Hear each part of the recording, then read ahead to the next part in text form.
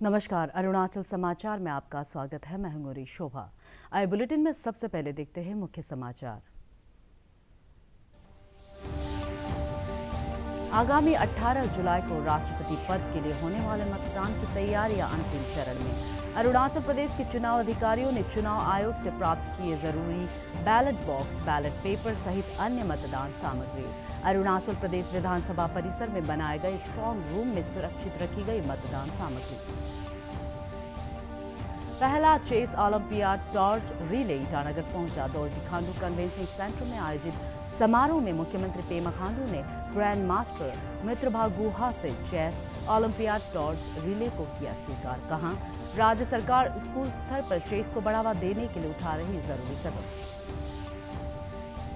प्रधानमंत्री नरेंद्र मोदी के नेतृत्व में केंद्रीय कैबिनेट की बैठक में 18 से 59 आयु वर्ग के लोगों को कोविड टीके की बूस्टर डोज निःशुल्क देने का लिया गया निर्णय। आगामी 15 जुलाई से शुरू होगा 75 दिवसीय विशेष कोविड टीकाकरण अभियान। सरकारी टीकाकरण केंद्रों पर कोविड वैक्सीन की लगेगी फ्री बूस्टर डोज। आगामी 18 जुलाई को देश के राष्ट्रपति पद के लिए होने वाले मतदान की तैयारियां जोरों पर है। राष्ट्रपति चुनाव के लिए अरुणाचल प्रदेश के चुनाव अधिकारियों ने आज सुबह नई दिल्ली में चुनाव आयोग से मतदान के लिए जरूरी बैलेट बॉक्स, बैलेट पेपर सहित अन्य मतदान सामग्री प्राप्त की और फिर उन्हें असम के डिब्रूगढ़ एयरपोर्ट होते हुए ईटानगर स्थित अरुणाचल प्रदेश विधानसभा परिसर में लाया गया। अरुणाचल प्रदेश विधानसभा की एडिशनल सेक्रेटरी तादर मीना के नेतृत्व में दिल्ली से लाई गई इन मतदान सामग्रियों को विधानसभा परिसर में बनाए गए स्ट्रांग रूम में कड़ी निगरानी में रखा गया है। इनका इस्तेमाल 18 जुलाई को राष्ट्रपति चुनाव के लिए होने वाले मतदान में किया जाएगा। इससे पहले आज राज्य की मुख्य चुनाव अधिकारी पद्मिनी सिंगला ने सहायक निर्वाचन अधिकारी कागो हाबुंग के साथ मिलकर विधानसभा परिसर में राष्ट्रपति चुनाव के लिए बनाए गए मतदान स्थल नाकमी निम्ति हॉल का निरीक्षण किया और सहायक निर्वाचन अधिकारी द्वारा किए गए इंतजाम की समीक्षा की। मुख्य चुनाव अधिकारी ने राष्ट्रपति चुनाव को लेकर मतदान अधिकारियों के साथ चर्चा भी की। राष्ट्रपति चुनाव के लिए होने वाले मतदान में अरुणाचल प्रदेश के सभी 60 विधायक अपना वोट डाल सकते हैं। श्री हाबोंग ने बताया कि राष्ट्रपति चुनाव के लिए होने वाली वोटिंग के लिए भी तैयारियां पूरी कर ली गई है और सुरक्षा के भी पर्याप्त इंतजाम हैं।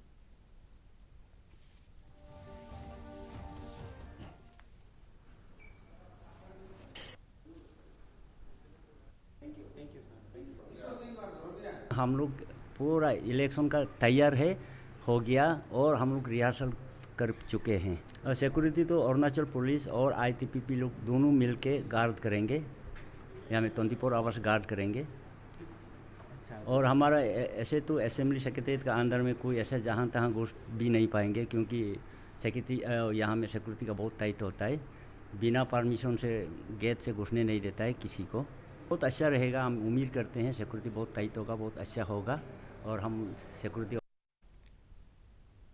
चेस ओलंपियाड टॉर्च रिले आज ईटानगर पहुंचा। दोरजी खांडू कन्वेंशन सेंटर में इस अवसर पर आयोजित एक समारोह में मुख्यमंत्री पेमा खांडू ने ग्रैंड मास्टर मित्रभा गुहा से पहले चेस ओलंपियाड टॉर्च रिले को स्वीकार किया। इस अवसर पर राज्य के खेल मंत्री मामा नातुंग और राज्य ओलंपिक संघ के पदाधिकारी मौजूद थे।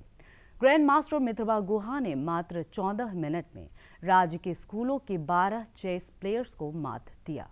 अपने संबोधन में मुख्यमंत्री ने कहा कि 44वें शतरंज ओलंपियाड के लिए टॉर्च रिले के आयोजन से चेस गेम को बढ़ावा मिलेगा। उन्होंने कहा कि राज्य सरकार स्कूल स्तर पर चेस खेल को बढ़ावा देने के लिए जरूरी कदम उठाएगी। मुख्यमंत्री ने पिछले 6 वर्षों में खिलाड़ियों के प्रदर्शन में सुधार, उन्हें प्रोत्साहन देने और खेल क्षेत्र में आधारभूत सुविधाओं के विकास के लिए राज्य के खेल विभाग की सराहना की।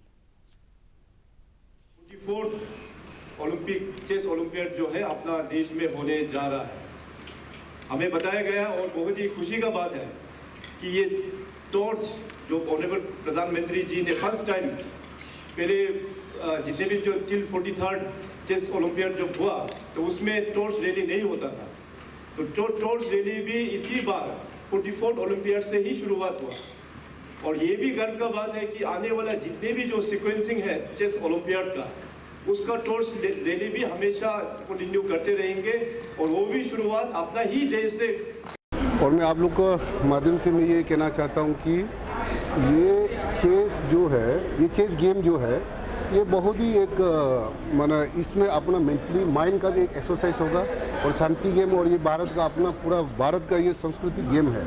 और अरुणाचल प्रदेश के जो चेस जो एसोसिएशन को मैं धन्यवाद देना चाहूँगा कि कम से कम अपना प्रदेश में भी ये ओलंपिक ये जो चेस गेम को जो बढ़ावा दे रहा है, और सरकार का तरफ से भी माननीय मुख्यमंत्री जी ने कहा कि गवर्नमेंट का तरफ से भी जो भी मदद करना चाहिए वो सरकार का तरफ से chess olympic association of Arunachal को मदद करेंगे। यहाँ पे जो मतलब तो फैसिलिटीज़ नहीं है जितना जैसे चेस कोचिंग और एकेडमीज़ वगैरह, इसलिए उतना पॉपुलर नहीं है। तो यहाँ पे अगर चेसिंग स्कूल जो बोल रहा करेगा और एकेडमी से अगर यहाँ पे होता है तो फिर चेस का पॉपुलरिटी वैसे ही बढ़ेगा, तो वो भी यहाँ पे चेस प्लेयर्स भी मतलब उनका नेशनल लेवल पे जा सकते हैं वो लोग भी। प्रधानमंत्री नरेंद्र मोदी के नेतृत्व में आज हुई केंद्रीय कैबिनेट की बैठक में 18 से 59 आयु वर्ग के लोगों को कोविड टीके की बूस्टर डोज निःशुल्क देने का निर्णय लिया गया। मंत्रिमंडल के निर्णय की जानकारी देते हुए केंद्रीय सूचना और प्रसारण मंत्री अनुराग सिंह ठाकुर ने बताया कि आगामी 15 जुलाई से 75 दिवसीय विशेष कोविड टीकाकरण अभियान चलाया जाएगा और सरकारी टीकाकरण केंद्रों पर कोविड वैक्सीन की फ्री बूस्टर डोज लगाई जाएगी। भारत दुनिया के शायद ही कोई दूसरा देश ऐसा हो जिसने अब तक 199 करोड़ से ज्यादा वैक्सीनेशन करने का काम किया है, और एग्जैक्ट फिगर कहूं तो 199 करोड़ 60 हजार के लगभग अब तक वैक्सीनेशन हुआ है। ये अपने आप में बड़ी उपलब्धि है, और ये सारा अधिकतर इसमें जितना भी सरकारी जगह पर हुआ सारा मुफ्त में वैक्सीन अब तक लगाने का काम किया गया है। भारत आजादी के 75 वर्ष मना रहा है, और आजादी के अमृत काल के अवसर पर एक कॉल ये भी ली गई, एक निर्णय लिया गया है कि 15 जुलाई 2022 से लेकर अगले 75 दिन तक, यानी कि 15 जुलाई से अगले 75 दिन तक देश के 18 वर्ष से ज्यादा उम्र के जितने भी नागरिक होंगे उनको बूस्टर डोज बिल्कुल मुफ्त में देने का निर्णय लिया गया है। आज गुरु पूर्णिमा का पर्व मनाया जा रहा है। इसे व्यास पूर्णिमा भी कहा जाता है और यह पर्व आध्यात्मिक और शैक्षिक गुरुओं को समर्पित है। इस अवसर पर लोग अपने उन गुरुओं को याद करते हैं जिनके मार्गदर्शन और आशीर्वाद ने उनके जीवन को दिशा दी। भगवान बुद्ध ने बोधि वृक्ष के नीचे ज्ञान प्राप्ति के बाद इस अवसर पर अपना पहला प्रवचन दिया था। भगवान बुद्ध ने सारनाथ से बोध गया की यात्रा की थी और पूर्णिमा के दिन अपना प्रवचन दिया। आज के दिन भगवान बुद्ध के अनुयायी उनकी पूजा करते हैं। प्रधानमंत्री नरेंद्र मोदी, अरुणाचल प्रदेश के मुख्यमंत्री पेमा खांडू और उप मुख्यमंत्री चाउना मेन ने गुरु पूर्णिमा के अवसर पर देशवासियों को शुभकामनाएं दी है। ट्वीट में श्री मोदी ने कहा कि आज के दिन सभी अनुकरणीय गुरुओं के प्रति कृतज्ञता व्यक्त की जाती है जिन्होंने लोगों के जीवन को प्रेरित किया और शिक्षित किया। Dorji Khandu state convention centre Itanagar में आज से ईटानगर नगर निगम के सभी वार्ड की महिलाओं के लिए आपदा प्रबंधन प्रशिक्षण कार्यक्रम शुरू हुआ। राज्य के आपदा प्रबंधन विभाग के निदेशक कोमकर दोलुम ने बताया कि प्राकृतिक आपदाओं से जानमाल के नुकसान में कमी लाने के लिए महिलाओं को 2 दिन का आपदा प्रबंधन प्रशिक्षण दिया जा रहा है। उन्होंने बताया कि 100 से अधिक युवाओं को हाल ही में किसी भी आपदा के दौरान तुरंत राहत और बचाव शुरू करने के लिए प्रशिक्षित किया गया है। ईटानगर कैपिटल रीजन का जितना भी हमारा वार्ड्स है उसमें से हमारे जितने भी माताएं हैं, बहनें हैं, उन लोगों को हम लोग एक बेसिक इसका मतलब डिज़ास्टर के ऊपर में एक बेसिक ट्रेनिंग या एक्सपोजर, उसके लिए 2 दिन का ट्रेनिंग हम लोग ईटानगर में यहाँ DK कन्वेंशन हॉल में रखा है। ट्रेनिंग में हाँ बेसिकली यही है कि उन लोगों को जैसे कोई आपदा आता है, और जैसे कि आपको मालूम है कि एवरी मानसून में ईटानगर में बहुत लैंडस्लाइड होता है, बहुत सा फ्लड वगैरह होता है, तो इसमें काफ़ी जान और मतलब प्रॉपर्टीज़ का डैमेज होता है। तो एटलीस्ट इन लोगों को ट्रेन करने से स्पेशली माताएं।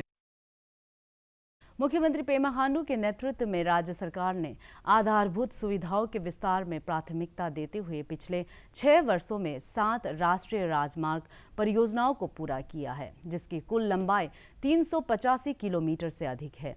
राज्य सरकार ने ईटानगर के जोते में लॉ कॉलेज, यिंगक्योंग में 50 बिस्तरों की क्षमता वाले अत्याधुनिक अस्पताल, पासीघाट में अरुणाचल प्रदेश स्टेट यूनिवर्सिटी, नाहरलगुन में मिनी सेक्रेटरीट बिल्डिंग, दोईमुख में एडीसी ऑफिस, जीरो में डिस्ट्रिक्ट सेक्रेटरीट बिल्डिंग का निर्माण राज्य के पीडब्ल्यूडी विभाग ने पूरा किया है। Government higher secondary school Kharsang में साइंस लैब और ऑडिटोरियम, चायांगताजो में आउटडोर स्टेडियम, दोईमुख में जिमखाना सहित प्रदेश के कई स्थानों पर स्टेडियम और रेस्ट रूम का निर्माण किया गया है। राज्य सरकार के सुदूर इलाकों में आवश्यक वस्तुओं की आपूर्ति, मेडिकल इमरजेंसी सहायता और नागरिक सेवाओं के लिए जीरो, दापोरिजो, तुतिंग, वालोंग और यिंगक्योंग में हेलीपोर्ट का विस्तार किया गया है और राजधानी ईटानगर के लिए होलोंगी में हवाई अड्डे का निर्माण कार्य प्रगति पर है। पिछले 6 वर्षों में राज्य सरकार ने विज्ञान एवं तकनीकी क्षेत्र के विकास के लिए पापुम पारे जिले के किमिन में Centre for Bio Resources and Sustainable Development और state of the art orchidarium स्थापित किया। सरकार ने प्रदेश के ग्रामीण क्षेत्रों में ऑर्किड पर आधारित उद्यमिता को बढ़ावा देने के लिए चयनित गांवों में सैटेलाइट यूनिट स्थापित किया। Arunachal Pradesh State Commission for Child Rights की अध्यक्ष गुमरी रिंगू ने सदस्यों के साथ आज राज्य सचिवालय ईटानगर में मुख्य सचिव धर्मेंद्र से मुलाकात की। बैठक के दौरान राज्य में चाइल्ड राइट्स और पोक्सो एक्ट पर लीगल अवेयरनेस कैंप लगाने सहित कई महत्वपूर्ण मुद्दों पर चर्चा की गई। श्रीमती रिंगू ने बताया कि आयोग बच्चों की शिक्षा, स्वास्थ्य और उनके कल्याण से जुड़े कई गतिविधियों को चला रहा है। मुख्य सचिव ने अरुणाचल प्रदेश में बच्चों के कल्याण के लिए आयोग की गतिविधियों की सराहना करते हुए बच्चों के अधिकारों की रक्षा के कार्य को जारी रखने पर जोर दिया।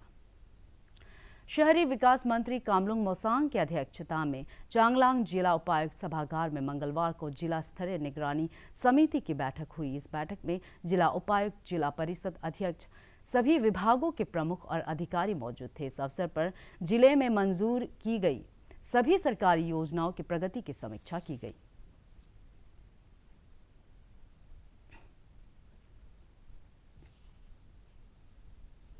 ईस्ट कामेंग जिले के स्कूलों में शिक्षा की गुणवत्ता सहित विभिन्न मानदंडों की जांच के लिए एक टूल विकसित किया गया है। ईस्ट कामेंग जिले के लाड़ा के अंचल अधिकारी ने इस टूल का उपयोग करते हुए सुदूर क्षेत्रों के कोजो, रोजो, साचुंग और द्राक्षी के गवर्नमेंट प्राइमरी स्कूल और लाड़ा तथा सेंगकोंग के गवर्नमेंट मिडिल स्कूल में एसएमसी की बैठक में शिक्षा की गुणवत्ता, स्वच्छता और प्रधानमंत्री पोषण अभियान के तहत छात्रों को मिलने वाले दोपहर के भोजन का जायजा लिया।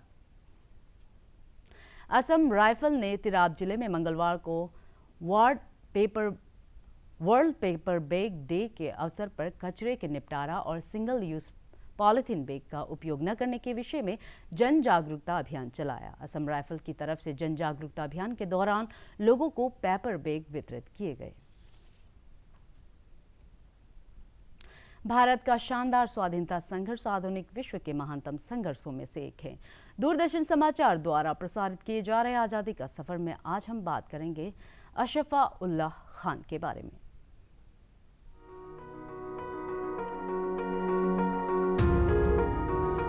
हम शहीद अशफाक उल्लाह खां को भी याद कर रहे हैं, जिन्हें 13 जुलाई 1927 को मौत की सजा सुनाई गई थी। उत्तर प्रदेश के शाहजहांपुर में 1900 में धनी और शिक्षित परिवार में जन्मे अशफाक उल्लाह खां स्कूल के दिनों से ही राष्ट्रवादी गतिविधियों में शामिल होने लगे थे। गांधी जी ने जब असहयोग आंदोलन की शुरुआत की थी तो अशफाक उल्लाह ने पढ़ाई छोड़ दी और असहयोग आंदोलन में कूद पड़े। वो क्रांतिकारी आंदोलन में शामिल हो गए और हिंदुस्तान रिपब्लिकन एसोसिएशन के सदस्य बन गए। अशफाक उल्लाह उन प्रमुख हस्तियों में शामिल थे जिन्होंने 9 अगस्त 1925 को काकोरी ट्रेन डकैती की योजना को अंजाम दिया था। घटना के बाद वो भूमिगत हो गए और उन्होंने अफगानिस्तान के रास्ते रूस जाने की योजना बनाई। लेकिन एक दोस्त ने धोखा दे दिया और उन्हें दिसंबर 1925 में पुलिस ने पकड़ लिया। उन पर लखनऊ की अदालत में मुकदमा चलाया गया और 13 जुलाई 1927 को मौत की सजा सुनाई गई। अशफाक उल्लाह को 19 दिसंबर 1927 को फैजाबाद जेल में फांसी दी गई। उस समय उनकी उम्र मात्र 27 वर्ष थी। शहीद अशफाक उल्लाह खां को शत शत नमन। टीबी के उपचार की अवधि को कम करने के तरीके खोजने के लिए अनुसंधान जारी है। चेन्नई स्थित आईसीएमआर के राष्ट्रीय टीबी अनुसंधान संस्थान की निगरानी में देश के 7 संस्थानों में मौजूदा 6 महीने के उपचार की तुलना में 4 महीने के टीबी इलाज की प्रभावशीलता का आकलन करने के लिए रिसर्च चल रहा है। कि दो तरफ की टीबी है, एक है ड्रग सेंसिटिव टीबी जिसको अभी हमारे प्रोग्राम 6 महीने की दवाई दे रहे हैं। तो हम ट्राई कर रहे हैं कि 6 महीने से उसको 4 महीने कर दें, क्योंकि पता है कि 6 महीने का लंबी दवाई लेना बहुत मुश्किल होगा। जब तक उसके 2 महीने के बाद वो खांसी और बुखार कम हो जाता है तो वो लोग काम पे चले जाते हैं, तो ट्रीटमेंट कंप्लीट नहीं कर पाते। तो हम लोग यही रिसर्च कर रहे हैं कि 4 महीने में उसकी दवाई ट्रीटमेंट हो सकती है। ये अभी ट्रायल चल रहा है, 7 साइट में हम लोग कर रहे हैं और एनरोलमेंट चालू है। तो 4 महीने की दवाई, और दूसरी है ड्रग रेसिस्टेंट टीबी जो थोड़ा ज़्यादा टाइम लगता है ट्रीटमेंट करने के लिए, 9 महीने से 11 महीने तक की ट्रीटमेंट है। तो उसका भी हम ट्राई कर रहे हैं कि 6 महीने का ट्रीटमेंट ला सके। तो उसका भी ट्रायल चल रहा है, सिर्फ 4 ड्रग से चल रहा है अभी। अभी हमारे प्रोग्राम में नए ड्रग्स लेकर आए हैं गवर्नमेंट में, जो सिर्फ गवर्नमेंट सेटअप में मिलते हैं। तो 4 ड्रग से अगर 6 महीने में ड्रग रेसिस्टेंट टीबी का भी इलाज हो सके तो बहुत अच्छा होगा। तो उसकी भी ट्रायल चल रही है। Probably by end of this year हमको अच्छी तरह रिजल्ट मिल जाएंगे, फिर हम प्रोग्राम का उसको रेकमेंड कर सकते हैं। सो यूजुअली क्या होता है, जब भी हम अडल्ट का ट्रायल करते हैं उसमें बच्चे नहीं लेते हम, सारा सिर्फ अडल्ट का होता है। अडल्ट के बाद उसको हम बच्चे में ट्रांसलेट कर लेते हैं। लेकिन अभी पीडियाट्रिक टीबीज बहुत इंपॉर्टेंट, बहुत चैलेंजेस भी ज़्यादा है उसमें। पहले तो बच्चों को हम डायग्नोस ही नहीं कर पाते क्योंकि वो लोग कुछ देते नहीं, थूक नहीं देते, इट्स वेरी डिफिकल्ट। तो diagnosis of children paediatric TB is very important, तो उसी का भी काम चल रहा है। उसके बाद ट्रीटमेंट, 6 महीने की दवाई, उसको स्कूल जाना है, नहीं ले पाएगा, सुबह खा के खाना tablet, he will be in hurry to go to school. तो उसके लिए दवाइयों को शॉर्टन करना उसके लिए भी ट्रायल्स चल रहे हैं। लेकिन अभी सारा प्लानिंग स्टेज में है। 4 महीने का, हाँ, तो उसका भी हम 4 महीने का। लेकिन ये अडल्ट, हमको पहले अडल्ट में इसको सेफ्टी एस्टैब्लिश करना है। तो हमको पता है कि काम करेगा, बट लेकिन safety is equally important. Adult में अगर हम सेफ्टी एस्टैब्लिश कर दिया, उसी के बाद ही हम पीडियाट्रिक ट्रायल कर सकते हैं। तो that is a biggest handicap. ऐसा नहीं कि इमीडिएटली हम इसको पेशेंट चिल्ड्रन में डाल दें, तो अडल्ट में इसको सेफ्टी एस्टैब्लिश करना होगा। अरुणाचल समाचार के आज के अंक में इतना ही। जाने से पहले आप सभी से अनुरोध है कि कोविड-19 के दिशा निर्देशों का पालन करें, हमेशा मास्क लगाएं, बार बार हाथ धोएं और सोशल डिस्टेंसिंग के नियमों को मानें। कोरोना महामारी से बचाव के लिए आपका वैक्सीन लगवाना भी जरूरी है। अगर आप वैक्सीन लगवाने के पात्र हैं तो जरूर लगवाएं। हम कल फिर हाजिर होंगे अरुणाचल और देश दुनिया की खबरों के साथ। चलते चलते आपको बता दें कि आप अरुणाचल समाचार हमारे YouTube channel DD news Arunachal पर भी देख सकते हैं। देखते रहिए अरुण प्रभा। नमस्कार।